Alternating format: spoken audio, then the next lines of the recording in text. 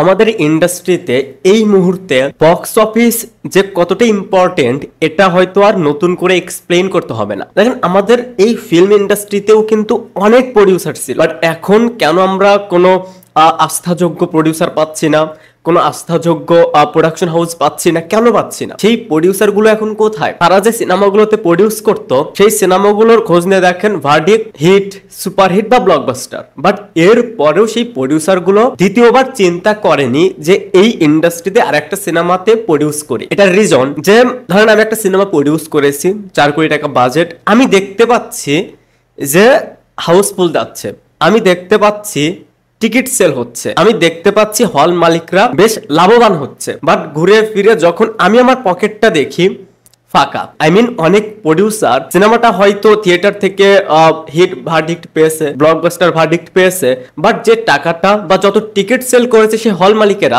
সেইখান থেকে প্রডিউসার যে টাকাটা পেয়েছে সেটা দিয়ে তারা তাদের বাজেটটাও রিকভার করতে পারেনি। জাস্ট এই রিজনের কারণে অনেক প্রডিউসার দ্বিতীয়বার চিন্তা করেনি যে আরেকটা সিনেমা আমরা প্রডিউস করি। এই মুহূর্তে দাঁড়িয়ে আমাদের ইন্ডাস্ট্রিতে সবচেয়ে বড় সিনেমা বরবাদ, এই সিনেমাটাকে ঘিরে যা ইচ্ছে তাই হচ্ছে।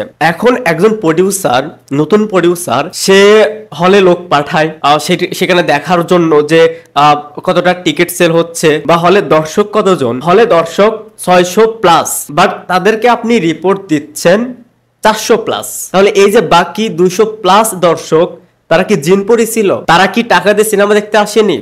তাদের কাছে কি টিকিট সেল করেননি?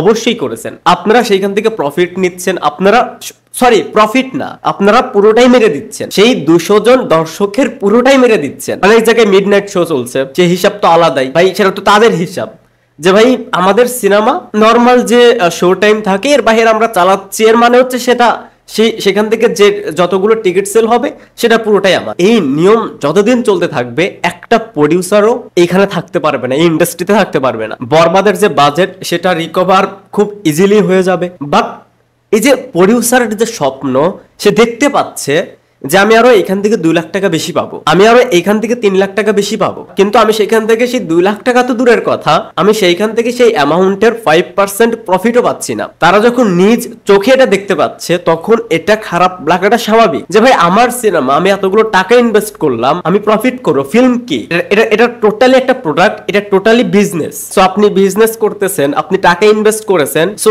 সেইখান থেকে যে লাভটা হবে সেটার প্রফিট তো আপনিও পাবেন, বাট যখন দেখতে পাচ্ছেন যে সেইখান থেকে আপনি প্রফিটও পাচ্ছেন না, মূল টাকাটাও পাচ্ছেন না, তখন আপনার কেমন লাগবে? এই ইন্ডাস্ট্রিতে একটা সিনেমা বানানো থেকে শুরু করে রিলিজ করার আগ পর্যন্ত যে ঝামেলাগুলো ফেস করতে হয়, এটা স্পেশালি প্রডিউসারদের ক্ষেত্রে। দেখেন এখানে জঙ্গলি নিয়ে কোনো কথা হবে না, চক্কর নিয়ে কোনো কথা হবে না, দাগি নিয়েও কোনো কথা হবে। তাদের যতটুক কালেকশন আসবে সেটা মাল্টিপ্লেক্স থেকে, সো তারা মাল্টিপ্লেক্স থেকে একটা সঠিক হিসেব পাবে। বাট যখনই কোনো সিনেমা কোনো প্রডিউসার সিঙ্গেল স্ক্রিনে দিতে যাবে তখনই তাদেরকে এই প্রবলেমটা ফেস করতে হবে। আজ যদি বক্স অফিসটা থাকতো, অনেস্টলি এই 15 কোটি, 20 কোটি, 25 কোটি কোনো ঘটনাই না। বরবাদের মতন যদি সিনেমা হয়, এই বাজেটটা রিকভার জাস্ট 2 সপ্তাহের ব্যাপার। আমরা দেখতে পাচ্ছি হাউসফুল যাচ্ছে, মিডনাইট শো চলছে, এরপরও প্রডিউসার যতটুকু প্রাপ্য সেটা তো পাচ্ছেই না। উল্টো তাদের লোক যদি সেই সিনেমা হলে খোঁজ খবর নিতে যায়, রিপোর্ট নিতে যায়, তাদেরকে বের করে দেওয়া হচ্ছে। এবং এটা আমার কথা না, এটা